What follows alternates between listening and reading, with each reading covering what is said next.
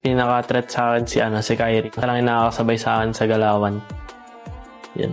Pati sa mga leaderboards, parang siya lang talaga yung katapat ko.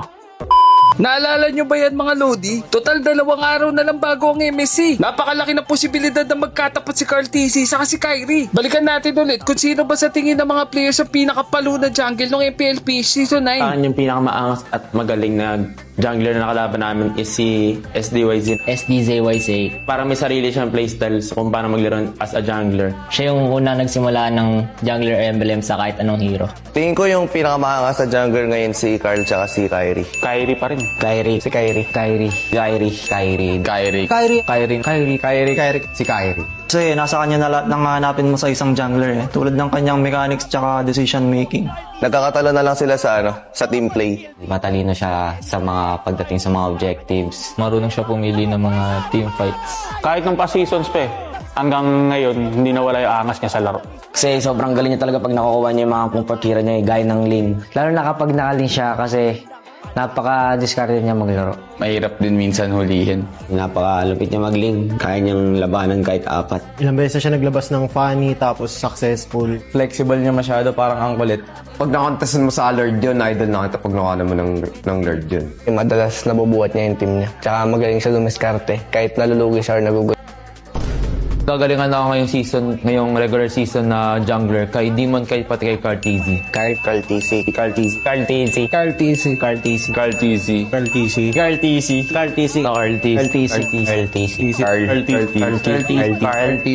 Carteezy. Carteezy. Na lalabanan niya pa rin yung mga jungler na naka-jungle emblem. Meron siyang sariling ikot and hindi siya bumibase sa kung anong meta. Sobrang consistent. Consistent yung mga laro niya. Kahit siya lang yung carry. Ang lakas niya po mang-dominate sa match. Ginagawa niya kung ano yung para sa kanya na mas ikakaganda ng team. Pag nakuha niya yung gold na kailangan niya and yung hero niya na talagang makakapag-farm siya, mabubuhay siya talaga yung team. Parang nakikita ko yung lance rate niya nung MPL Season 6 eh. Bumalik na yung Carteezy nung M2 eh. Grabe siya mag-lance. Sobrang lakas talaga eh.